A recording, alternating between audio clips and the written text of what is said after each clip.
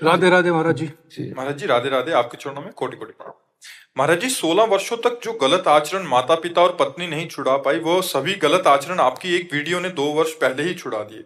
तभी से आपका मन वचन कर्म से गुरु रूप से वर्ण किया है और लगातार आपके दिखाए मार्ग पर चलने का प्रयास कर रहा हूँ, नाम भी जप कर रहा हूँ। महाराज जी, श्री जी के प्रति जो भाव आपके हैं, वे सभी भाव ग्रस्त जीवन यापन करते हुए क्या हमारे अंदर आ सकते हैं? आ जाएंगे, क्योंकि गृहस्थ या विरक्त एक रहनी है। प्यार प्यार तो वही है। अगर आपका जो पत्नी में प्यार है, पुत्र में प्यार है, माता पिता में प्यार है, और भी जहां प्यार है, वो सब समेट के श्री जी की तरफ चला जाए, वह श्री जी का वैसे ही प्यार आपके अंदर आ जाएगा। सबकी ममता ताग बटोरी, मम पद मन ही बांध बटोरी। अब विरक्त में है कि सब काट दिया, केवल प्रभु, केवल प्रभु, सब संबंध काट दिए, सब प्यार हटा दिया, हर सुख नष्ट कर दिए। नहीं चाहिए मुझे, मुझे प्रभु चाहिए, एकदम लक्ष्य प्रभु। तो वो बात आ जाती है। तो वो बात गृहस्थी में लानी पड़ेगी। पत्नी में प्रभु, पुत्र में प्रभु, माता पिता में प्रभु, सबकी सेवा कर रहे हैं, पर प्यार प्रभु के नाते। नाते नेह राम के मनियत सुहृद सुसेव्य जानो। अभी हम अपनी पत्नी मान रहे हैं, फिर मानेंगे भगवान इस रूप में आए हैं, इस रूप में आए हैं, तो फिर भजन बन जाएगा। फिर वो भजन प्रेम प्रकट कर देगा श्री जी के प्रति। जब प्रेम प्रकट हो गया तो जहां हो वही श्री जी का अनुभव होने लगेगा। पोथी पढ़ पढ़ जग मुआ, पंडित भया न कोय, और 2.5 आखर प्रेम के, पढ़े सो पंडित होए। प्रभु को प्राप्त करने के लिए प्रेम चाहिए, प्रेम। राम ही केवल प्रेम पियारा, जान लेव सो जान निहारा। ये जानने वाले ये बात जान लो कि भगवान को केवल प्रेम प्यारा है। अगर तुम प्रेम से पुकारोगे, अपनापन भगवान में करोगे प्रेम, तो अवश्य मिलेंगे। प्रेम से प्रकट होए मैं जाना, हरि व्यापक सर्वत्र समाना। प्रेम से प्रेम की महिमा है, और वो प्रेम हमारा बट गया। स्त्री में, पुत्र में, परिवार में, सब जगह प्रेम बट गया। अब हम आरती तो कर रहे हैं, लेकिन प्रेम नहीं भगवान से। भोग लगा रहे हैं, प्रेम नहीं, इसीलिए हमको भगवान दिखते नहीं, हमें मूर्ति दिखती, हमें छवि दिखती। नहीं कहो सो कहा, जहां प्रभु नाई। जब सर्वत्र भगवान है तो फोटो में भी भगवान है, मूर्ति में भी भगवान है, पत्नी में भी भगवान है, पुत्र में भी भगवान है, सारे जगत में सिय राम में सब जग जाने। तो ये दृष्टि हमें प्राप्त करनी होगी श्री जी की प्राप्ति के लिए, चाहे हम गृहस्थ हो चाहे विरक्त हो। ये बिना दृष्टि प्राप्त किए हम सृष्टि का समाधान नहीं कर सकते। कोई हमें गाली देगा, कोई हमें पूजेगा, कोई हमें अच्छा कहेगा, कोई पाखंडी कहेगा, और हमें सब में भगवान देखना है। ना किसी के अच्छे में अच्छा मानना है, ना बुरे में बुरा मानना है। इतनी बड़ी योग्यता चाहिए। और वो नाम जप से आएगी। सत्संग सुनो, नाम जप करो, सेवा करो, सबको सुख पहुंचाओ, भगवान प्रसन्न हो जाएंगे, स्थिति दे देंगे। गुरु जी, एक सवाल है मेरा भी। जैसे हम ज्यादा से ज्यादा कितनी माला करें? हमारी जो बात रहती है वो श्वासों की माला में रहती है। एक भी श्वास खाली ना जाए। अब तुम चाहे माला से जपो, चाहे काउंटर से जपो, चाहे समय से जपो, तुम्हारे ऊपर है।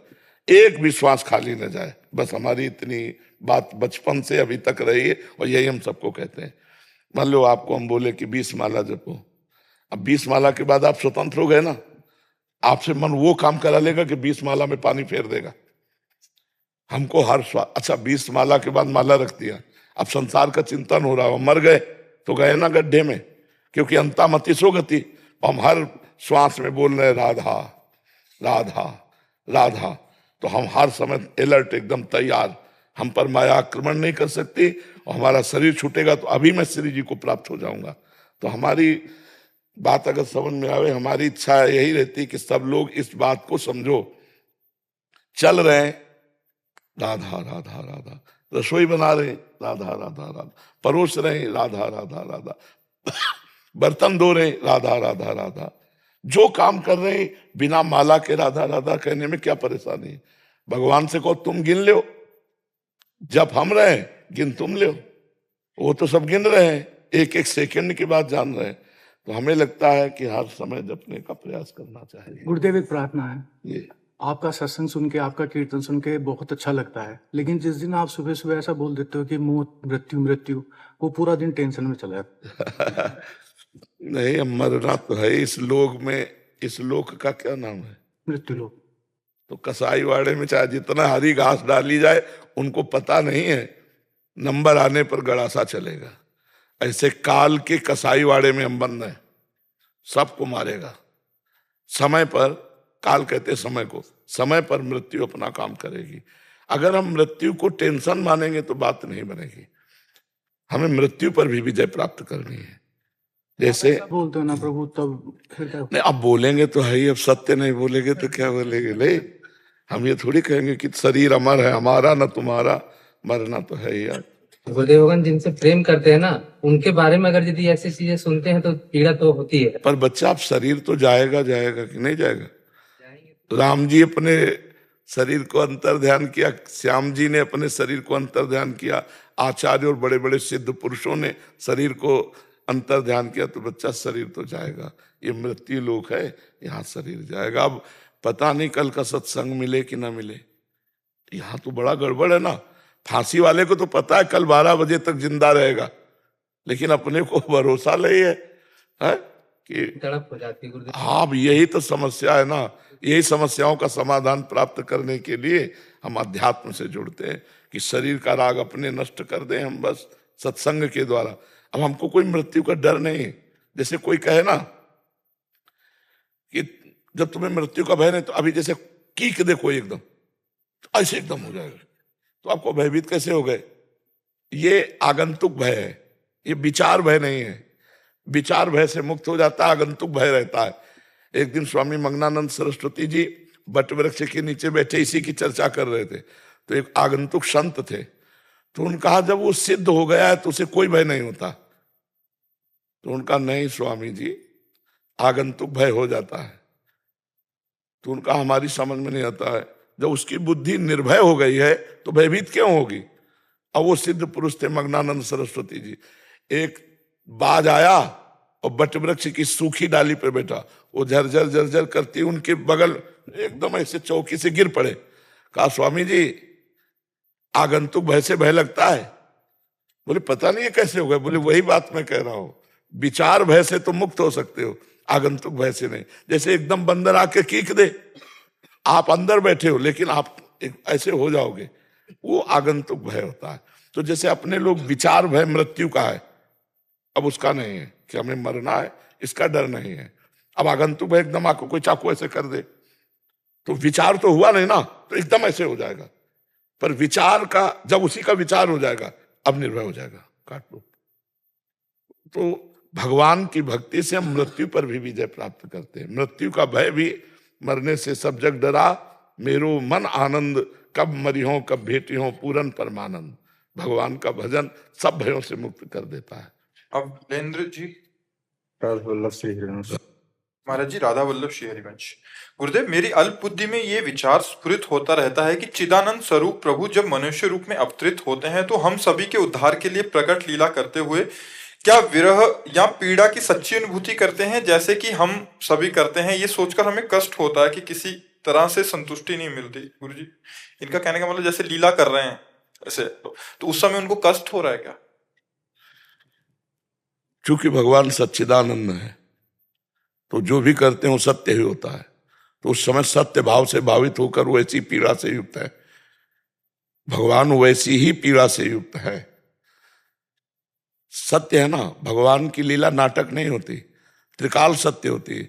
अभी देखना चाहो और आप में भजन शक्ति हो तो अभी देखोगे भगवान उसी तरह है जैसे त्रेता में उतार लिया, द्वापर में उतार लिया, ऐसे अब भी वृंदावन में लीला हो रही। पर हमारे लिए वो नेत्र मिलने चाहिए, वो हृदय नेत्र मिले, प्रेम नेत्र मिले, तो हम देख पावे।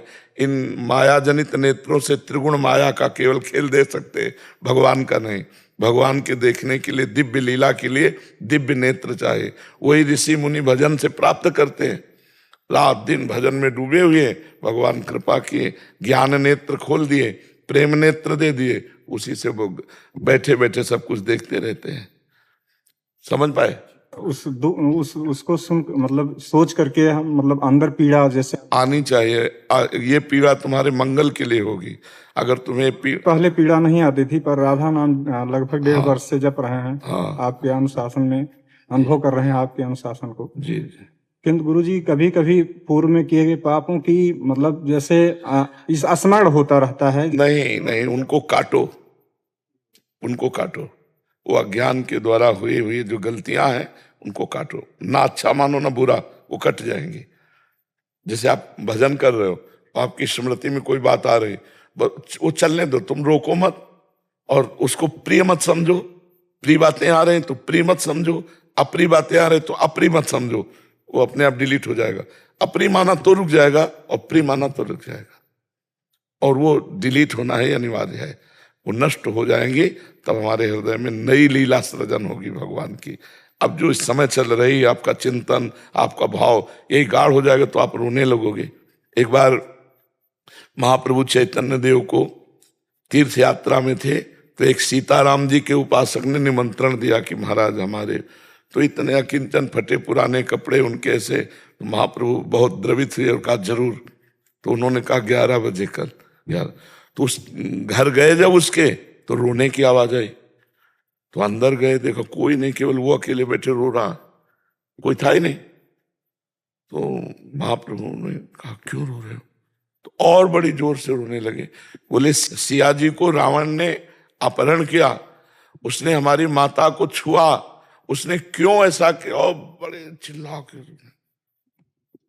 महाप्रभु ने कहा सियाजू का स्पर्श ही नहीं किया। जो सियाजू थी वो अग्नि में विराजमान हो गई। सियाजू की छाया को रावण ने ले गए। जब बहुत समझाया और ग्रंथ ला के प्रमाणित, तब उसकी भावधारा में आया, फिर रसोई बनाई, महाप्रभु को पवाया। भक्तों के भाव होते हैं, डूब गए। एक भक्त को देखा तो गीता जी को ऐसे लिए हुए बस रो रहे थे। तो गीता में कोई भाव रोने वाला तो है नहीं, गीता तो ज्ञान गंगा है, उसमें रोने वाला तो कोई भाव है नहीं। तो देखा कि किस बात से रो रहे, तुमसे पूछा कि गीता में तुम्हें ऐसा क्या दिखाई दे रहा कि तुम रो रहे हो? तो उन्होंने कि हम जब गीता खोलते हैं तो मुझे दिखाई देता है कि अर्जुन ऊंचे स्थान पर बैठे हैं और भगवान जहां अर्जुन की पादुका है वहां सारथी बने बैठे हैं। तो रोना आता है कि तुम कितने कृपाल हो, अपने भक्त को कितने ऊंचे पद पे, और आप कहाँ बैठे हो, भगवान सारथी बने बैठे हैं। भाई ये देखकर मुझे रोना आता है। अब अलग अलग भक्तों के भाव है, वो बल गीता लेके ऐसे रोते ही रहते थे कि भगवान कितने कृपाल हैं। तो ये भाव हैं भक्तों के, ये अपने भाव कहीं ज्यादा व्यक्त नहीं करने चाहिए। इनको छुपा ले तो बढ़ते चले जाते हैं, फिर एकांत में रोना आने लगेगा, असहनीय हो जाएगा। ऐसा कैसे हुआ, ऐसा कर, वो धीरे धीरे लीला में प्रवेश होने लगता है, उसका हृदय पवित्र हो जाता है। बड़ी कृपा है गुरु जी, आपकी ही कृपा से संभव है, हम अधम में यह सब नहीं। अंदर इसको गुप्त रखिएगा। ज्ञानेंद्र यादव जी गोरखपुर से। महाराज जी आपके चरणों में कोटि कोटि प्रणाम। गुरुदेव, मैं सांसारिक भोग में इतना लिप्त हो चुका हूं कि मैं अध्यात्म की ओर नहीं जुड़ पा रहा हूं। कभी पूजा करता हूं, कभी नहीं कर पाता हूं, इसमें रेगुलरिटी नहीं बन पा रही महाराज जी। किसका? हाँ, प्रियता संसार की जो हो जाती है तो भगवान में एक फॉर्मेलिटी सी होती है। प्रियता तो भोगों में है ना, तो भगवान में कैसे बनावटी भगवान से और सच्चाई से भोगों से। जिस दिन सच्चाई से प्रीत करने लगोगे, कामी नारी प्यारी जिम, लोभी जिम प्रिय दाम, तो उस समय स्थिति बदल जाएगी। हम भगवान से प्रीति नहीं करते हैं। प्रीति 10-20 जगह नहीं होती, एक जगह होती कहीं। जो ये 10-20 जगह प्रीति करते हैं वे विचारी पुरुष होते हैं, वो प्रीतिवान नहीं होते। जो प्रीतिवान होता है वो एक जगह प्रीति करता है। प्रेम गलियत सांकरी तामे दो न समाए, तो बहुत जगह प्रीति कैसे हो सकती है? भोगेश्वर प्रसक्ता नाम तयापहत चेतसाम व्यवसायत्मिका बुद्धि समाधो न विधीयते। जिसका चित्त अपहरित कर लिया है भोग और ऐश्वर्य ने, वो कभी परमात्मा प्राप्ति का चिंतन ही नहीं कर सकता कि मैं भगवत प्राप्ति करूं। और जब भगवान से प्रियता नहीं है तो फिर फॉर्मेलिटी ही तो है। जैसे आपको हमसे प्रीता न हो तो आए प्रणाम करना, जो भी भाव आया वो किया, लेकिन हमारी प्रियता नहीं। और प्रियता है तो कुछ क्रिया ना हो, एक दृष्टि में क्रिया हो जाती है। हमारे बाबा ये प्रियता बहुत काम की चीज है। तो क्या हमारे भगवान ऐसी प्रियता आती है? क्या अच्छा पदार्थ देकर भगवान की याद आती है? क्या अच्छी परिस्थिति देखकर भगवान को आप नमन करते हैं? क्या बुरी परिस्थिति में भगवान को आप पुकारते हैं? क्या भगवान आपके आंतरिक हृदय में अपना प्यार स्थापित कर रहे हैं? तो इन सब बातों का उत्तर आएगा नहीं। ईमानदारी से देखो, ईमानदारी से हम लोग जो है पूरा जीवन इसी में व्यतीत किया है। तो जैसे आप आरती कर रहे हैं, पूजा कर रहे हैं, आपका चिंतन कहाँ है? जहाँ प्रियता है। तो आप देखो आपकी प्रियता कहाँ है। पकड़ना आप हमारी बात को। जब आप आरती कर रहे हो, पूजा कर रहे हो, या आप माला जप रहे हो, या आप कोई भी भागवती कार्य कर रहे हो, तो उस समय मन आपका कहाँ है? क्या प्रभु में है? क्या आरती में है? क्या भोग लगा रहे तो प्रभु को आप पवा रहे हैं? नहीं, वो मन वहां होगा जहां प्रियता है। तो प्रियता कहाँ है? उसी समय डायरी में नोट कर लो। प्रियता जहां होगी वहीं मन होगा। ठीक पहचान उस समय होगी जब प्रभु के भजन में लगोगे, आरती कर रहे होगे, भगवत कार्य कर रहे होगे जब, तो उस समय तुम्हारा मन जहां है वहां प्रियता है। पकड़ा आपने कहां प्रियता है? तो बस उस प्रियता से हम और प्रियता बढ़ा दें। हम हटाने की नहीं कहते, और बढ़ा दें। जैसे मान लो पत्नी में प्रियता है, फिर अन्य जगह किसी स्त्री में प्रियता नहीं होनी चाहिए। अभी महाराज जी शादी नहीं हुई है। नहीं हुई तो फिर प्रियता कहाँ है? भाग दौड़ जिंदगी में लगा रहता है, काम काज के विषय। इसमें प्रियता नहीं होती। ये तो धन कमाने के लिए होता है। प्रियता हुई धन में, तो धन किसके लिए प्रिय है? भोगों के लिए। और भोग जब अभी संसार में तो तभी गृहस्थ माना जाता है जब पाणी ग्रहण संस्कार होता है। आपकी आयु क्या है? 29 वर्ष। का वर्षा जब कृषि सुखानी समय चूकी पुण्य का पछताली। तो समय तो निकला जा रहा अभी ब्याह का। अब भले 1 साल 2 साल और मान लो आप। नहीं, वैसे हमें लगता है उत्तम ब्याह का समय 20 से लेकर के 28 के बीच तक हो जाना चाहिए। उत्तम बात यह है कि इतने में अब वो 30 हो, 32 हो, 35 हो, 40, ये कोई ब्याह के समय, इसमें तो लड़का जवान होने लगते थे। ब्याह करने का मन है क्या? अभी 2-3 साल बाद ही। अभी 2-3 साल बाद गृहस्थी का उचित समय योग होता है। तो बढ़िया है। नाम जप कर रहे हो, नाम जप करते हो, कोई नशा तो नहीं करते? हाँ, तो बस नशा नहीं करते, नाम जप करते हो, तो धीरे धीरे सब सद्गुण आ जाएंगे। नाम में बहुत बड़ी सामर्थ्य। क्या नाम जप करते हो? राधे राधे राधे। हाँ, चलो जपो, राधे राधे जपो। कोई ग्रंथ पढ़ते हो? नहीं, सत्संग सुनते हो? कभी अभी पहली बार आज सुना। काफी अजीब हो आप। भगवान की सृष्टि में अजीब अजीब जल है। पहली बार सत्संग सुना? अच्छा, चलो आज मेरा जन्मदिन भी है। तो नया जन्म मान लो आज सत्संग से। जब भगवान अतिशय कृपाल होते हैं तब साधु संग मिलता है। जब द्रवहि दीन दयालु राघो तो साधु संगति पाइए। तो एक काम किया करो, आज से 30 मिनट हमको सत्संग के लिए दो। रोज सत्संग सुनो मोबाइल से, 30 मिनट सत्संग के लिए दो, और 24 मिनट एकांत के दो। शांति से बैठ के 24 घंटा में जब तुम्हें समय मिले तो राधा राधा लिखते हुए देखो। लिखो भला राधा, अंदर से लिखा राधा, राधा अंदर बोला राधा, बाहर लिखा राधा। आंख खोल के आंख बंद कर 24 मिनट ये करो और 30 मिनट सत्संग सुनो। और कोई पाप कर्म न बनने पावे, इसमें सावधान रहो। फिर बढ़िया आगे भगवान आपका मंगल में जीवन कर देंगे। वो मंगल भवन है। जैसे भी थोड़ा भी भगवान में लग जाए तो जीव परम मंगल को प्राप्त हो जाता है। ये पक्का समझ लो। और नशा नहीं करते इसलिए बहादुर आदमी हो, बहुत अच्छे आदमी हो।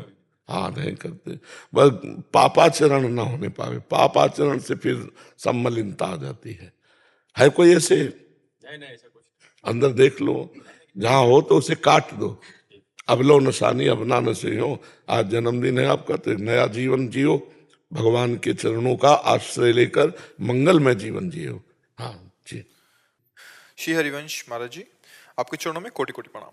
महाराज जी, मन की इंद्रियों ने ऐसा इतना प्रबल रूप ले लिया है कि वह किसी भी मानव शरीर को उनके कपड़ों, धनराशि और प्रसिद्धता पे जज करता है। महाराज जी, इससे कैसे संयम फैलाएं? मतलब सामने वाला कितना अमीर है, कितना अच्छे कपड़े डाले हैं, उसका स्टेटस क्या है, उस पे इसको आंकलन करता है, फिर उससे बात करने का या बात नहीं करनी है उसको आंकलन करता है? रजोगुण वृत्तियां हैं मन की, ये कोई खास वृत्ति है क्या? रजोगुण वृत्ति है। जब तक नाम जप नहीं करोगे तब तक ये सब कूड़ा करकट बना ही रहेगा। भगवान का स्मरण करने से हमारे हृदय में सात्विकता बढ़ती है। आकलन क्या कर सकते हो? बाहरी दिखावे को आकलन कहता है क्या? क्या जाने, ऐसे कैसे? साधारण आदमी एक पैजामा और कुर्ता पहने और अरबों रुपया उसके पास है, क्या जानोगे तुम? बाहरी दिखावे। एक हमने आदमी को देखा, खेती लिखाने जाता था, वैसे कबाड़ की तरह बोरे में नोट भर के, कोई पूछने वाला नहीं था। आकलन कैसे लगा सकते हो? वो तो बाहरी दो चार व्यक्तियों को देखकर ऐसे आकलन लगा सकते हो। भजन करो, सही ज्ञान दृष्टि आएगी, और सब में भगवान की भावना करो, ये पवित्र दृष्टि। ये सब गंदी बात है। इससे तुम वास्तविक नहीं आकलन लगा सकती। क्या आकलन लगाओगे? कैसे आकलन लगाओगे? आप हमें बताओ। लगा सकते हो पक्का आकलन? तो फिर ये तो व्यर्थ की बात रही। नाम जप करो। महाराज जी, किस बात पे आंकलन लगाना चाहिए और किस बात का आंकलन लगाना चाहिए अगर सामने वाले को देखना ही है तो? भागवतिक सद्गुणों का आकलन लगाना चाहिए। निर्भय, निश्चिंतता, निशोकता, दया, ये जो देवी संपदा के सद्गुण है, हमको ये देखने चाहिए और फिर उसका संग करना चाहिए। कुसंग का त्याग करके संत संग, संत का मतलब होता है जो सत्य में स्थित है, उससे हमें संग करना चाहिए। वो बुद्धि है नहीं आकलन करने की। तो ये तो पापी लोग भी ऐसा पहने घूमे मिलेंगे, तो हमारा पापी से संबंध बनाए क्या? बात करें क्या? उसे मित्रता का व्यवहार करें क्या? नहीं, ऐसा नहीं है। हृदय का अच्छा हो वो ज्यादा अच्छा है। सबसे बड़ा धनी है जो हृदय का अच्छा है, वही तो धनी है। ये बाहरी तो महाराज जी, उसकी पहचान बाहरी लक्षणों से कैसे करें? जब तक भजन नहीं करोगे तो तुम्हारी बुद्धि पहचानने लायक। कबाड़ तोलने वाले तराजू से सोना नहीं तोला जाता, सोने तोलने के तराजू अलग आते हैं। ऐसे ही जो भागवतिक सद्गुण पकड़ना, तो पहले भागवतिक बनो ना।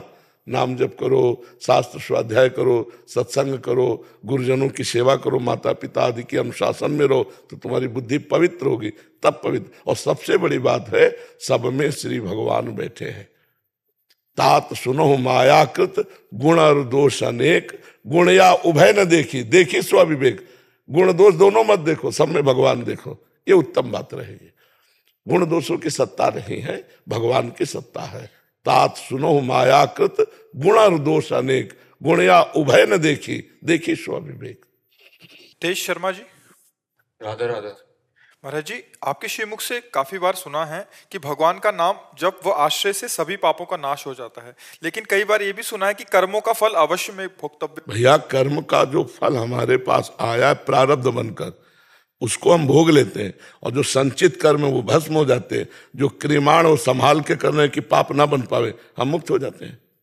प्रारब्ध भोग जो आया है वो छूटा हुआ बाण है, लेकिन जो तूड़ीर में रखे हैं वो भस्म कर सकते हैं हम। जो छूट गया बाण लक्ष्य भेद कर दिया, वो तो दर्द है ही है। तो प्रारब्ध है, आ चुका है। भजन आज हम कर रहे हैं और प्रारब्ध जन्म से पहले रच चुका है, अब उसको भोगना पड़ेगा। जैसे नाम जब करते हैं तो उससे हमें सहने की सामर्थ्य मिलती है। सहने की सामर्थ्य मिलती है। प्रारब्ध नहीं नष्ट होता, प्रारब्ध भोगना पड़ता है बड़े बड़े सिद्धों को, और संचित कर्म भस्म हो जाता है और क्रियमाण निष्फल हो जाता है, और प्रारब्ध को भोगने की सामर्थ्य भगवान देते हैं। तो भजन की सामर्थ्य सहयाती है और अपनी दिनचर्या पूरी कराती है। हम कोई निराश नहीं, कोई हताश नहीं, कोई उदास नहीं। ये भगवान के भजन का प्रभाव है। समझ पा रहे आप? आपको ठंड नहीं लगती? जितने से काम चल जाए उतने से चला लेते हैं। अब चूंकि पहले गंगा किनारे रहे ना, तो गंगा किनारे बहुत भीषण ठंडी होती है, और उस समय हमने कभी स्वेटर, साल, कंबल इनका प्रयोग नहीं किया। हाँ जी, बहुत कष्ट होता है, पर आप नहीं, अब मतलब अब जैसे बनियाइन है, एक बनियाइन, अपने इतने से काम चल जाता है तो हम चला रहे काम। अब जैसे बाहर निकलेंगे तो एक बार महसूस होगा कि यहाँ ठंडी है, बस फिर खत्म। चिंतन में अगर हम प्रभु का चिंतन कर रहे हैं तो फिर इन सब ठंडी गर्मी मात्रा स्पर्श शास्त्र कौनते शीतोष्ण सुख दुखदा आगमा पाइनो अनित्यास तास्तितिक्षस्व भारत। बचपन से इसका सहा है, भूख प्यास गर्मी सर्दी मार दुलार दोनों सहे हैं। तो अब भगवान की कृपा से वो परिपक्व भाव बन गया है, तो इसलिए उसमें कोई, तुम्हें देख के लगता होगा सर्दी लग रही, हमें नहीं लग रही है। रुआ खड़ा है क्या कहीं है? हाथ को देखते हैं ना, तो फिर ऐसा लगता है कि हम भी नहीं पहने। तो वहां पे रहते तो नहीं पहनते, वृंदावन में 2 दिन से तो मतलब पहनना ही पड़ा हमको। नहीं पहनना पड़ेगा। प्रारब्ध बदला जा सकता है नाम जब से? यार बदला जा सकता है, पर हमें लगता है कि जैसे मच्छर मारने के लिए ब्रह्मास्त्र का प्रयोग किया जाए तो बेकार है। नहीं, ब्रह्मास्त्र का प्रयोग मच्छर मारने के लिए, भजन का प्रयोग प्रारब्ध, प्रारब्ध तो भोग के कट सकता है। हम भजन करते हैं भगवत प्रति, केवल भजन पे ध्यान दें। बस भजन पे ध्यान दो, भगवान तुम पे ध्यान देंगे, तुम भगवान पे ध्यान दो। भगवान कहते हैं ना, अनन्यस चिंतयन्तो माम ये जनाः परिपासते तेषां नित्याभियुक्तानां योगक्षेमं वहाम्यहम्। मैं तुम्हारा ध्यान दूंगा योग और क्षेम का, तुम मेरा चिंतन करो। जी। तो कहीं महाराज जी, है महाराज जी आप भगवान जी का ही रूप तो नहीं है? अब ये तो हमें पता नहीं है, हमें तो ये पता है कि भगवान के एक तुच्छ दासों को दास है, भगवान के दास। मेरा सवाल ये था कि भक्ति कैसे करें और संसार में रह के भक्ति कैसे करें? देखो, भक्ति तो एक ही तरह से होती है, जीवन शैली 2 तरह की होती है, एक गृहस्थी में रहकर जीना, एक विरक्ति में रह के जीना। लेकिन भक्ति तो ऐसी ही होगी, जब भक्ति का रंग चढ़ेगा तो नहीं खान पान ते भावे है, नहीं कोमल वसन सुहावे है, सब विषय लगे ते खारा है, हरि आशिक का मग न्यारा है। नारायण हरि भजन में 5 न सुहात, विषय भोग निद्रा हंसी जगत प्रीति बहुबात। चाहे वो गृहस्थ हो चाहे विरक्त हो, जब तक अपनी ममता बटोर कर सब जगह की भगवान के चरणों में नहीं समर्पित कर देगा, अखंड भजन नहीं करेगा, तब तक भगवत प्राप्ति कठिन है, चाहे कोई भी हो। भजन से भगवान की प्राप्ति होती, चाहे विरक्त हो चाहे गृहस्थ हो। रहनी अलग अलग है। हम मांग के खाते हैं, आप मांगने वाले को खवाते हैं। अंतर इतना है, हम मांग के खाते हैं और आप मांगने वाले को खवाते हैं। आप मेहनत करते हैं, हम भजन में मेहनत करके आपको भजन देते हैं, आप अन्न में मेहनत करके हमको भोजन देते हैं। दोनों का एक दूसरे से, आप हमें भिक्षा देते हैं, हम आपको शिक्षा देते हैं। दोनों एक दूसरे के पूरक हैं, पर भगवान की प्राप्ति दोनों को तभी होगी जब अखंड भगवान का चिंतन होगा, निरंतर भगवान का चिंतन हो। तो गृहस्थी में ऐसा करे, अपने कर्मों को भगवान को समर्पित कर दे रोज के रोज, और अधिक से अधिक नाम जपने की चेष्टा करे, तो इससे भगवत भक्ति बढ़ेगी और भगवत समर्पण होगा तो भगवत प्राप्ति हो जाएगी। महाराज जी, दुख में भक्ति ज्यादा होती है, सुख में कम हो जाती है। हाँ, ऐसा उपाय है। अगर सुख में भगवान की दुलार वृत्ति देखो कि हम पर कितना दुलार है भगवान का, तो बार बार उनकी याद आएगी नहीं। देखो कितना दुलार है, लोग ठंडी में कपड़े नहीं है, कांप रहे हैं, मुझे बढ़िया कपड़े भगवान ने दिए, मुझे बढ़िया मकान दिया, मुझे बढ़िया परिवार दिया, बड़ी कृपा है भगवान की, बड़ा दुलार। तो बार बार भगवान का स्मरण आवे। जब हम सुख भोगने में, तो फिर भगवान का विस्मरण हो जाएगा। और सुख जितने उनको सबको प्रसाद बना ले, भगवान को अर्पित करके, चाहे वस्त्र हो चाहे रुपया हो, चाहे जो, भगवान को स्वामी बना ले, स्वयं सेवक बन जाए, तो सुख पूर्वक भगवान की प्राप्ति हो जाएगी। दुख में तो भगवान का सुमिरन होता ही है, और सुख में हो, दुख में सुमिरन सब करे, सुख में करे न कोई, जो सुख में सुमिरन करे तो दुख काहे को होए। संत ने कहा ना, तो सुख में तो और बढ़िया सुमिरन होना चाहिए, क्योंकि चकाचक कोई परेशानी ले तो और राधा राधा राधा राधा, दुख में तो परेशानी युक्त राधा राधा, सुख में आनंद युक्त राधा राधा, दोनों में हो जाएगा। अभ्यास करो, अभ्यास।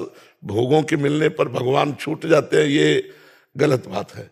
भोगों के मिलने पर और भगवान का दुलार लगना चाहिए, नहीं कि देखो भगवान हम पर कितने प्रसन्न है, हमारी कोई असुविधा ही नहीं, सब सुविधा किए तो हम और जपे राधा राधा राधा राधा राधा। महाराज जी, आपके दुनिया भर में इतने शिष्य हैं, लाखों हजारों, मैं भी उनमें से एक हूं महाराज जी, बहुत प्यार करता हूं आपसे। मुझे लगता है कि क्या मेरे गुरु ये जान पाएंगे कि मैं इतना प्यार करता हूं उनसे, क्या मैं उनको जना पाऊंगा कभी? क्या तुम ये जान पाओगे? गुरु तुमको प्यार करते हैं तभी तुम गुरु से प्यार करते हो। तुम ये जान पाओगे कि गुरु तुमको प्यार करते तभी तुम्हारे हृदय में गुरु के प्रति प्यार आया है। आपकी तरफ से नहीं है, गुरु की तरफ से है। गुरुदेव को भाव में आचार्य और गुरुदेव को प्रसादी खिला सकते हैं कि अमनिया ही खिलाना पड़ेगा? प्रसादी कैसे खिला सकते हो? भगवान रहते हैं बगल में, तो भगवान को खवा के जैसे हाँ ऐसे, हाँ ऐसे ऐसे ऐसे ये उत्तम बात है। कभी कभी भाव में आता है कि गुरुदेव को भी आचार्य को अमानिया ही खिलाएं। नहीं, गुरुदेव को पसंद आएगा, पहले इष्ट को, फिर आचार्य को, फिर गुरुदेव को, ये गुरुदेव को पसंद आएगा। नहीं, हाँ, बहुत सुंदर, बहुत सुंदर। मन में जैसे इच्छा आती है तो मैं फिर कहती हूँ कि नहीं, मेरे को ये कुछ नहीं चाहिए, और थोड़े दिन बाद वही चीज पूरी हो जाती है। तो श्री जी और ठाकुर जी कहीं मुझसे नाराज तो नहीं कि वो इच्छा जल्दी जल्दी पूरी कर देते हैं? नहीं, वैसे चाहिए कि इसमें हमको हर्षित नहीं होना चाहिए। जब हमारी इच्छाओं की पूर्ति हो तो हमें अपने ऊपर प्रश्नवाचक चिन्ह खड़ा कर देना चाहिए कि हम क्या भक्त हैं? प्रभु को सुख देने की बात नहीं सोचते, अपने सुख मांगने की बात सोचते हैं। और श्री जी, मैं कभी मांगू भी तो आप पूरा मत करना, ऐसा प्रार्थना करना चाहिए। हमें राजी नहीं होना चाहिए। नहीं, हमारा मन मांगता रहेगा, उधर वो पूर्ति करते रहेंगे और छुपते रहेंगे, वो छुपते रहेंगे, और हम अपनी कामनाओं की पूर्ति में पूरा जीवन बर्बाद कर देंगे। और कामनाओं का क्या अस्तित्व, ये कभी टिकती थोड़ी है। अब ये कामना पूर्ति दूसरी खड़ी हो गई, तीसरी। तो हम, एक भक्त थी, उन्होंने भगवान से कहा था कि यदि मैं स्वर्ग मांगू तो मुझे नरक भेज देना, यदि मैं सुख मांगू तो मुझे दुख दे देना। हे नाथ, आप मेरे मन की कभी पूरी मत करना। उसे उत्तम बात यही है कि हम प्रभु से प्रार्थना करें कि मेरे मन की पूर्ति न करना, आपके मन में जो वही करना। जी। श्याम जीवनी शरण जी, नमस्कार महाराज जी, आपके चरणों में कोटि कोटि प्रणाम। महाराज जी, मेरी उम्र 14 साल है। मैं अखंड ब्रह्मचर्य का नियम लेना चाहता हूँ, उसके लिए मेरे को क्या पालन करना पड़ेगा? कि बहुत कठिन है बच्चा, बहुत कठिन है। पहली बात तो हर समय गुरुजनों की नजर में होने चाहिए आप। दूसरी बात, सांसारिक पढ़ाई वाले बच्चों के बीच में नहीं होने चाहिए आप, गुरुकुल में होना चाहिए। बिना गुरुकुल में, वो भी गुरु की नजर में, गुरुकुल में कुसंग ना हो जाए। एकांत सेवन, ब्रह्मचर्य के पालन के लिए सात्विक आहार, असुविधा युक्त जीवन, गुरुजनों की कठोर आज्ञा में रहना, तब जाकर के कहीं। नहीं तो अभी तो बच्चा हो, अभी से थोड़े दिनों में ऐसे जैसे घुन लग जाता है ना लकड़ी में, अंदर खोखला कर देता है, ऐसे वासना, दुर्वासना मम सदा परिकर्षयन्ति, वो पूर्व जन्म की संस्कार, पूर्व जन्म की कामनाएं आपको गिराना शुरू कर देंगी। ये कहते हैं महाराज जी कि हमको यहीं छोड़ दो, और ये बहुत मतलब राधा नाम भी जितना करवाते करते, और दूसरा पूरी चतुरासी रोज पढ़ते हैं जी। लेकिन अब इनको अकेले कैसे कर? नहीं, इसमें ये सब समझने की बात है कि घर में या परिवार में या स्कूल में अखंड ब्रह्मचर्य का माहौल नहीं मिलेगा। और बिना माहौल के हम अखंड ब्रह्मचर्य, अब ये मोबाइल रखें, नए लड़कों से बात करें तो अखंड ब्रह्मचारी, अखंड शब्द बहुत भयावह है, उनकी सोच है बस। तो हमें लगता है कि ब्रह्मचर्य शब्द रखो, अखंड शब्द छोड़ दो, अखंड भगवान के ऊपर छोड़ दो कि आप जैसे रखो। हम तो चाहते हैं अखंड, लेकिन अखंड भगवान को समर्पित कर दो, और ब्रह्मचर्य में रहो जब तक ब्याह ना हो। ब्रह्मचारी रहो, भगवान की इच्छा होगी तो गृहस्थ में ले जाएंगे, भगवान की इच्छा होगी विरक्त में ले जाएंगे। ऐसे चलो, क्यों? अपने जीवन को भगवान के ऊपर सौंप दो, वो सब संभाल लेंगे। राज जी, ब्रह्मचर्य में जल्दी नहीं उठा पाता सुबह, सारा ब्रह्मचर्य मान लेते हैं पर सुबह जल्दी नहीं उठा जाता, और ठंड में तो बिल्कुल नहीं।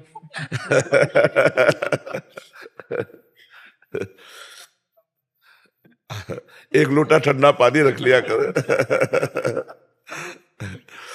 असली बात तो लगन लगी तो फिर ये सब बातें हट जाती। लगन नहीं लगी ना, इसलिए। कै साल के हो आप? 16। हाँ, तो इतने 3 वर्ष हो गए थे हमें बाबा बने हुए। 16 वर्ष में 3 त्रिकाल स्नान कर, गंगा जी त्रिकाल। प्रातः क्या हमारा अभ्यास रात्रि में 2 बजे उठने का रहा है, अब तो और जल्दी हो गया है। उस समय जैसे गंगा किनारे टार्च नहीं है, बिजली नहीं है, तो 2 बजे रात्रि के उठना और थोड़ी देर भजन में बैठ के फिर गंगा के किनारे जाना, स्नान आदि करना। और गंगा स्नान इस समय एक डुबकी लगाओ तो पता लगेगा सर है कि नहीं। इतना ठंडा पानी है। जी, आपको लगता नहीं कि अभी थोड़ा सा और सो जाऊं जैसे ही सुबह? नहीं, हमें कभी नहीं लगा, कभी नहीं लगा। हमें यही लगा है कि अगर हमें एक झपकी लगी और घड़ी में देखा तो कई बार भ्रम हुआ है कि घड़ी गलत है क्या। ये अभी कह रहे 20 मिनट हुआ है, और मुझे लगता मैं घंटों सो चुका। और बैठकर भजन करने का मन होता, अधिक से अधिक भजन करूं, सोने का। ये कभी जिंदगी में नहीं आया कि आप आराम से, ऐसा कभी जिंदगी में। आज भी नहीं, बच्चा बीमार शरीर है, 8 बजे लोग सुलाते हैं, 11 बजे उठ के बैठ जाते हैं और 11 बजे से दिनचर्या चल रही हो, 11 बजे तक चलेगी। कभी आराम विश्राम, राम काज कीन्हे बिनु मोहि कहाँ विश्राम। गायत्री जी, महाराज जी आपके चरणों में कोटि कोटि प्रणाम। महाराज जी, मैं जो भी कार्य करती हूँ, नौकरी करती हूँ, उसी में डूब जाती हूँ, खो जाती हूँ। नाम जब छूट जाता है, कार्य के छोड़ देने से या समाप्त हो जाने से नाम जब फिर शुरू होता है, मन फिर शांत और आनंदित होता है, पर मैं किसी भी परिस्थिति में नाम जप नहीं छोड़ना चाहती। महाराज जी, इसके लिए मेरा मार्गदर्शन करें कि मैं क्या करूं। अभ्यास जितना हमारा नाम जप का सुदृढ़ होगा, उतना ही जब हम युद्ध करते हुए नाम जप करने की आज्ञा को देखते हैं भगवान की, महामुनिस्मर युद्ध से, तो हमें लगता है युद्ध से बढ़कर तो कोई संसार का कार्य भयावह है नहीं। उसमें अपनी गर्दन बचानी, सामने वाले की काटनी है, और उसमें भी भगवान का स्मरण करते रहना। तो हमें लगता है कि हमारा अभ्यास अभी कमजोर है, तो हम उस अभ्यास को पुष्ट करने के लिए 2 कार्य करें। पहला कार्य, जो कार्य हम कर रहे हैं बड़ी एकाग्रता से करें, उस कार्य को भगवान को समर्पित कर दें। 2 घंटे, 4 घंटे, 8 घंटे जो कार्य में लगे वो भगवत अर्पित कर्म कर दे। दूसरी बात, उस 8 घंटे के कार्य में क्या हमको बिल्कुल 1 मिनट बहिर्मुख नहीं हुए, 1 मिनट हमको उस कार्य से सोचने का अवसर नहीं मिला, लेकिन हमें नाम में सही प्रियता ना होने के कारण हम नाम की जगह और कुछ सोचने में समय लगा दिया। अगर हम 5 मिनट में 1 बार राधा नाम बोले तो हम बहुत जल्दी कवर कर लेंगे 24 घंटे को। 5 मिनट में 1 बार पकड़ो, किसका है प्रश्न? 5 मिनट में 1 बार राधा नाम, सबको ही पकड़ो, 1 बार बोलना है 5 मिनट राधा, खत्म। फिर अगले 5 मिनट में 1 बार बोलना है राधा। यार इतना तो किसी भी काम में किया जा सकता है। कंप्यूटर चले, 1 सेकंड रोक लिया राधा, फिर 5 मिनट छुट्टी, फिर 1 बार बोलो राधा। कुछ दिन बाद आप देखो, अगर राधा में ना हो जाओ तो हमें बताना, राधा राधा, क्योंकि हर 5 मिनट में चिंतन चलेगा, 1 बार राधा बोलना है, सैकड़ों बार राधा बोल पाओगे। आप पहले मन को फंसाना सीखो। तो कोई भी कार्य ऐसा नहीं है जो कार्य करते हुए भजन न किया जा सके। जैसे कई बार हमने कहा, हम आपसे बात कर रहे हैं, बड़े ध्यान से आपका वो प्रश्न सुनते हैं और ध्यान से उत्तर दे रहे हैं, तो क्या इस समय भजन रहित है क्या? कि बात कर रहे हैं तो बिल्कुल फ्री बात कर रहे हैं? नहीं, हमारे दिमाग में वो चल रहा है। एक अंदर का चिंतन होता है, आप यहां बैठे हो लेकिन अंदर का चिंतन चल रहा है, उस अंदर के चिंतन में नाम फिट कर दो बस। बाहर हंसते खेलते खाते पीते उठते बैठते वो अंदर चलता। काम ही नारी पियारी जिमी, लोभी जिम प्रिय दाम, तिम रघुनाथ निरंतर, प्रिय लागो मोहि राम। अभी अभ्यास करो। कितने दिन हो गए भजन करते हैं? बचपन से करती हूँ। अब तक तो अभ्यास पुष्ट हो जाना चाहिए था। पर मेरा वही बीच में मैं खो जाती हूँ किसी भी सब लोग खो जाते हैं, आप थोड़ी खो जाती है, सब खोए हुए है, कोई जगह हुआ है हर समय। नहीं तो बहुत सावधानी से अगर आप ये पीड़ा महसूस करें, तद विस्मरणेन परम व्याकुलते थी, भगवान का विस्मरण होने पर हृदय असहनीय हो जाए तो चलने लगेगा, फिर चलने लगेगा। हाँ, आप अभ्यास करो। पर बहुत धन्यवाद है कि आप भजन के लिए पीड़ा महसूस कर रहे, और महसूस करो। तद विस्मरणेन परम व्याकुलते थी, भगवान का विस्मरण होने पर हृदय व्याकुल हो जाए, हे नाथ मैं कैसे आपको भूल गई। तो अभ्यास योग युक्त न चेतसा नान्यगामिना, यदि हम अभ्यास ऐसा कर ले तो हमारा चित्त और नहीं जाएगा। भगवान का चिंतन करते हुए सब कार्य कर सकते हैं, सब कार्य कर सकते हैं। जब हम बात कर सकते हैं तो सब कार्य कर सकते हैं। जब अर्जुन जी युद्ध कर सकते हैं तो हम सब कार्य कर सकते हैं भगवान का चिंतन करते हुए। रचना जी दिल्ली से। राधे राधे महाराज। राधे राधे महाराज जी। महाराज जी, जीवन मुक्त समझ आता है, भगवत प्राप्त भी समझ आता है, किंतु भगवत बोध संपन्न एवं भगवत प्राप्त महापुरुष में क्या अंतर है? भगवत बोध संपन्न जो तत्वबोधि संपन्न महापुरुष है वो सर्वत्र तत्व का दर्शन करेगा, लेकिन जो भगवत साक्षात्कार किए हुए जैसे राम रूप का, तो जड़ चेतन जग जीव जब सकल राम में जाने, उसको सब में राम दिखाई देंगे। गोपियों को श्याम दिखाई देते हैं, लेकिन तत्व ज्ञानी को ब्रह्म तत्व नजर आता है, भगवत तत्व नजर आता है। वो रूप का नहीं, वो तत्व का होता है। समझ रहे? भगवत दर्शन साक्षात्कार और तत्व दर्शन में इतना अंतर है। जो विद्या विनय संपन्ने ब्राह्मणे गव्यहस्तनी सुनी चो सुपाके चा पंडिता समदर्शिना, जो विद्या विनय संपन्न ब्राह्मण में, गाय में, हाथी में, कुत्ते में, चांडाल में एक ही तत्व को देख रहा है, वो ज्ञानी है। प्रेमी सर्वत्र अपने प्रभु को देखता है। जैसे गोपिया नहीं कहने जित देखो तित श्याममयी है, और गोस्वामी जी कह रहे सीए राम में सब जग जानी। ये भेद है। तत्व वो दर्शन करता है, ये रूप दर्शन करते। सब में प्रभु का रूप समाया, सब में उसी का रूप समाया। एक एक कण में जहां दृष्टि जाती है वहां अपने प्रभु को देखता है।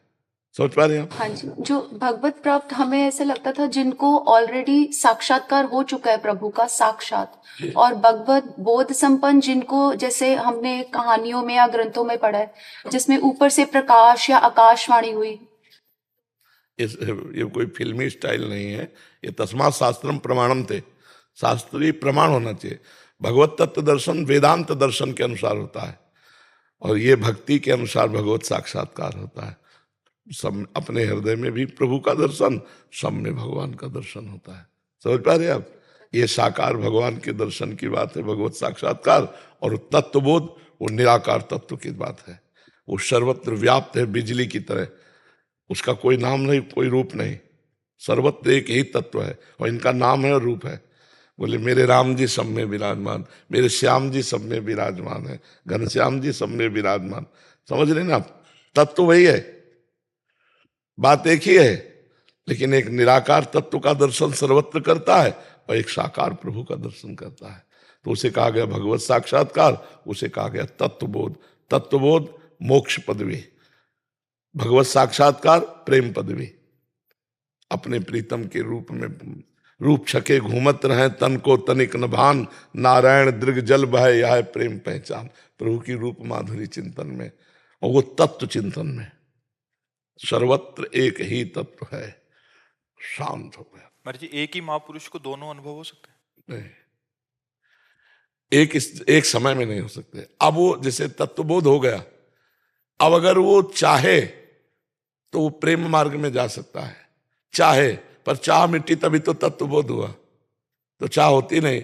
अब ऐसे स्वाभाविक भगवान कोई रूप का आकर्षण कर दे, जैसे मधुसूदन सरस्वती जी तत्वबोध में स्थित महापुरुष है, और भगवान जी मुरली मनोहर ने अपना रूप दिखाया तो कहने लगे वंशी विभूषित करा नव नीरदाभात पीताम्बरा दरुण बिंफला दरुष्टात पूर्णेन्द्र सुंदर मुखाद दरविंद नेत्रात कृष्णात परम किमपि तत्व महम न जाने। कृष्ण से भी कोई बढ़कर तत्व है ऐसा मैं नहीं जानता। और पहले तत्वबोध में थे तो तत्व बताया ना कि कृष्ण से बढ़कर कोई तत्व है, मैं ऐसा नहीं जानता। अब उनके चित्त को श्री कृष्ण रूप ने आकर्षित कर लिया। महाराज जी, तत्व का पूरा ज्ञान तो, हाँ, पूरा तत्व का ज्ञान तो रहता है। महाराज जी, जैसे आप बनारस में थे तो वहाँ बोध और ज्ञान दोनों हुआ महाराज जी। अब आप ये वाले क्षेत्र में अपने पूर्णता हासिल किए, तो वो अनुभव तो है ही महाराज जी। पर हमें ज्यादा परेशानी इसलिए नहीं पड़ी कि हम भगवान शिव के साकार रूप की भी उपासना में रुचि रखते थे। हम केवल निराकार तत्व में नहीं रखते थे, भगवान शंकर के रूप में। तो रूप में आने में हमें ज्यादा परेशानी नहीं पड़ी। नहीं, एकदम शुष्क हृदय होता है। जो ज्ञानी का हृदय होता है उसमें करुणा मैत्री नहीं होती, करुणा और मैत्री नहीं होती। ये उपासना का रंग होता है महाराज। हाँ, क्योंकि करुणा किस पर करे, मैत्री किससे करे? अपने जगह कोई है नहीं तो किससे करुणा मैत्री करे? ये सब वृत्तियां नहीं रहती, ये प्रेमी में रहती। करुणा मैत्री ये सब मिलती है। अद्वैष्टा सर्वभूतानाम मैत्रा करुण एवच निर्ममो निरहंकारा सम दुखा सुखा सभी। जो किसी भी प्राणी में कोई दोष दर्शन नहीं करता या सब में एक ही भगवान को देखता है, सबसे मित्रता और करुणा का व्यवहार करता है। मित्रता का व्यवहार करता है पर ममता नहीं है, करुणा का व्यवहार करता है पर अहंकार नहीं है। निर्ममो निरहंकारा, और जो सुख दुख में समान भाव वाला है और क्षमावान है, भगवान कह रहे मुझे बहुत प्रिय है ऐसा महापुरुष। पर ये बहुत कठिन बातें कहे, प्रवचन कर लेना अलग बात है, स्थिति आना बहुत कठिन बात आती है। वो केवल भजन से आती है, गुरुजनों के चरणों का आश्रय, रात दिन भजन, तो स्थितियां बनती जाती है। महाराज, 3 तरीके से हम लोग भगवान के दर्शन कर सकते हैं। जैसे एक तो सब में हमने भगवत भाव किया, इनमें भी भगवान है, सब में भाव करना अलग बात, तो भगवत साक्षात्कार करना अलग बात है। तो भगवत साक्षात्कार जब होता है तो उनकी कांति आप 2 शब्दों में कुछ एक्सप्लेन करेंगे कि? पहले शब्द में कहते हैं निर्वचनीयम, 2 शब्द तो हो ही नहीं सकते, पहला ही शब्द है अनिर्वचनीयम, अनुभव गम्य भजय जय संता। क्या आता है? अनुभव। वो सिर्फ अनुभव का स्वरूप है। जो भी वर्णन किया जाता है वो बाहरी बात होती है। जैसे हमने कहा हमारे प्रभु की नवीन जलधर कांति, तो क्या नवीन मेघ की कांति जो प्राकृतिक बादल है वो चिदानंदमय कांति से जोड़ा जा सकता है क्या? जैसे वर्णन आया राम जी का रूप कैसा, बोले केकी कंठावनीलम, जैसे मोर के गले की कांति। तो क्या मोर के गले की कांति देख ली तो राम जी की कांति देख ली क्या? नहीं, राम जी का चिदानंद रूप है। चिदानंद में देह तुम्हारी विगत विकार जान अधिकारी, और मोर प्राकृतिक है। तो 13 रूप कहत नहीं आवे, जैसे ही हरिवंश कछुक जस गावे। आपका रूप कहने में नहीं आता, वाणी की सामर्थ्य नहीं कि आपका रूप वर्णन कर सके। फिर भी वाणी को पवित्र करने के लिए प्राकृत शब्दों को जोड़ करके उनके रूप की कल्पना भावना ऐसे की जाती है। बकाया वो अनुभवगम्य है, वाणी की सामर्थ्य नहीं कि बोल सके। बोले कैसे भगवान के नेत्र हैं? कमल दल। तो क्या कमल दल को देख लिया तो भगवान के नेत्र देख लिए। प्रियाजू के नेत्र कैसे हैं? बोले खंजन मीन मृगज मद में तत् कहा कहो नैनन की बातें। खंजन पक्षी के नेत्र, मछली के नेत्र और मृग शावक के नेत्र। बोले इनके अभिमान को मेटने वाले प्रियाजू के नेत्र। खंजन मीन मृगज मद मेटत कहा कहो नैनन की बातें। तो क्या इनके देखने से प्रियाजू के नेत्र देख लिए क्या? जिन नेत्रों का एक बार भार पड़ा तो लाल जो मूर्छित हो जाते हैं, वो नेत्र मृगज मृगशावक या मीन या खंजन उपमा में ही नहीं आते। पर अब करे तो क्या करे? अगर हम कुछ इशारा देना चाहते तो प्राकृतिक ही बात कहनी पड़ेगी, और वो जमती नहीं है। बोले सूर्य का प्रकाश कैसा? तो कागज में हम बना के दिखा दें ऐसा ऐसा, तो आभास तो हमें हो जाएगा, लेकिन सही माने में हम नहीं देख पाएंगे। आभास तो हो जाएगा कि सूर्य ऐसा और ऐसी किरणें होंगी। जैसे बिजली है, एक बिजली की कांति अगर हम कागज में उतारे तो आभास तो दिला सकते हैं कि बादल में बिजली ऐसी होती है, लेकिन क्या वो बिजली की कांति वास्तविक आ पाई? क्या नहीं आ पाई ना। तो एक प्राकृतिक बिजली की कांति नहीं आ पाई।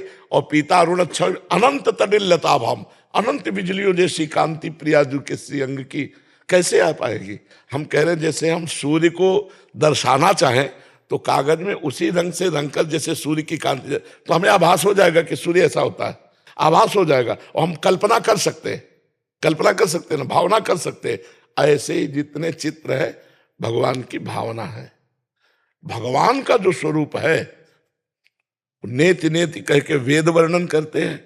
कोई ऐसा है पूरा नहीं कह सकता, वो केवल अनुभवगम्य। और जिनके हृदय में आया तो वो कह रहे हैं कि नैनन के रसना नहीं, नेत्रों ने देखा, पर नेत्रों में अगर वाणी होती तो ज्यों का त्यों बोलना चाहते, और वाणी के नैना नहीं।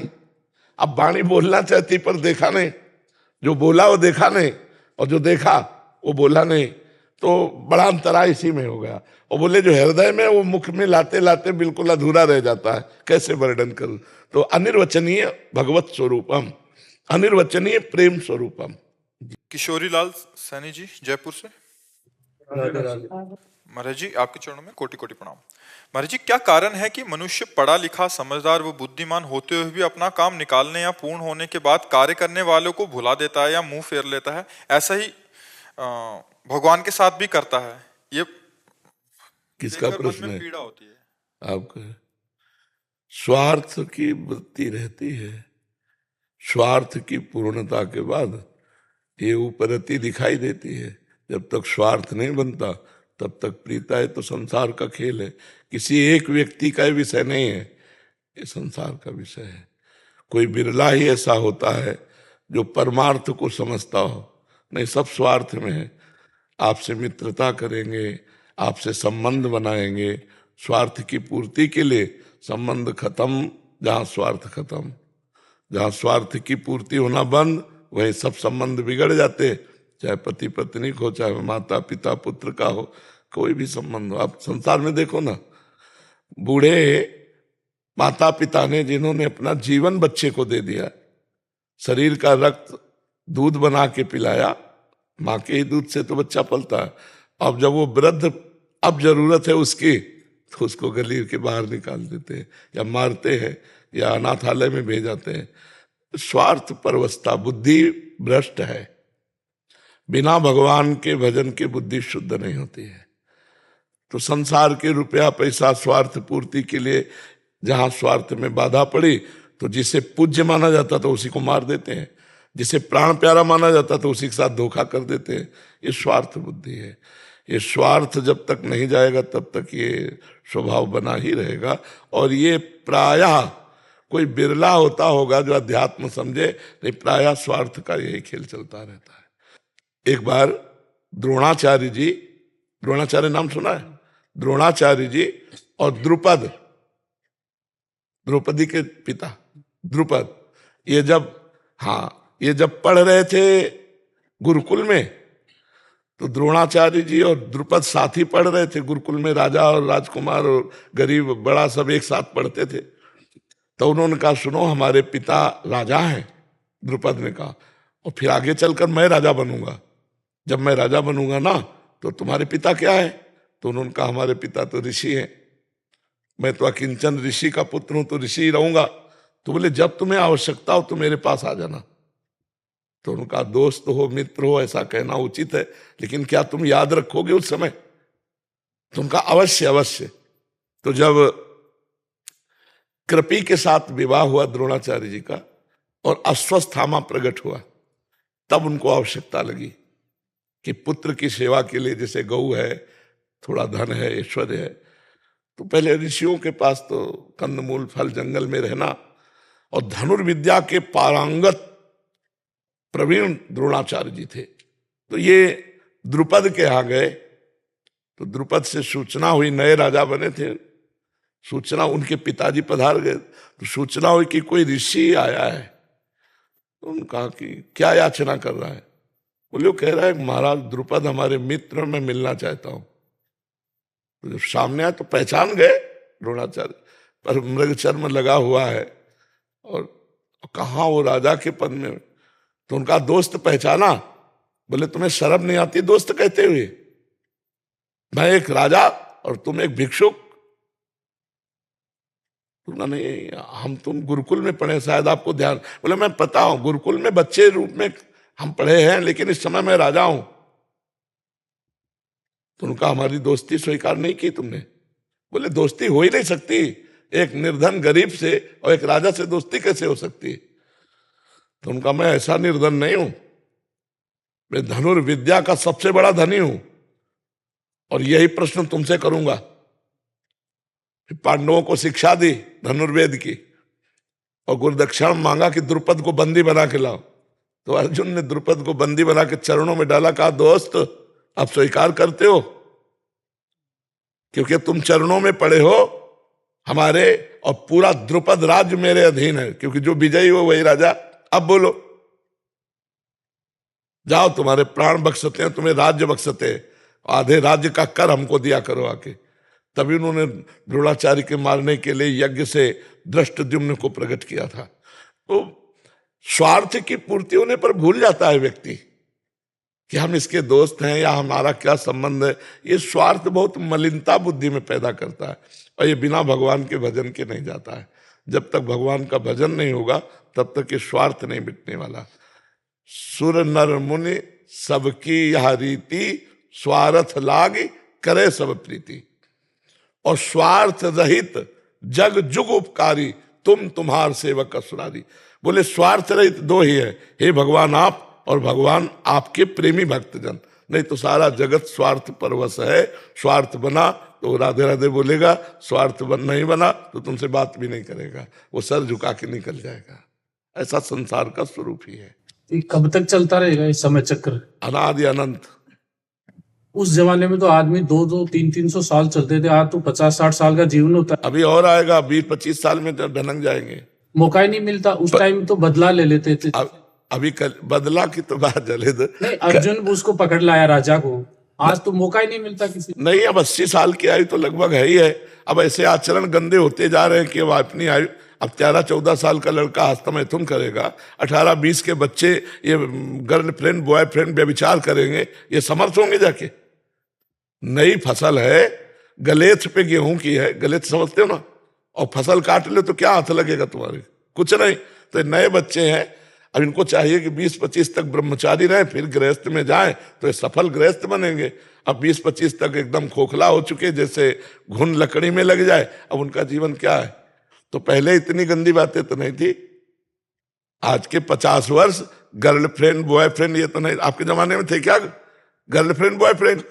हाँ, तो मोबाइल नहीं था, गंदी बातें सीखने के चांस नहीं थे। तो एक गांव में देखो तो 10-20 लड़का ऐसे नजर आते थे हष्टपुष्ट। अब चर्बी है, हष्टपुष्ट नहीं है। जो मोटे भी है ना, तो वो चर्बी है, वो उसे हष्टपुष्टता नहीं कहते। तो अब कैसे, अभी तो और आगे समय आएगा, साइज घटता चला जा रहा है, बल बुद्धि घटती चली जा रही है, विचार घटते चले जा रहे हैं, कलयुग का और प्रभाव बढ़ेगा। नाम जप कर लो, इससे बढ़िया हो जाएगा। नाम जप करो, अपना कल्याण कर लो, तो सबका कल्याण हो जाएगा।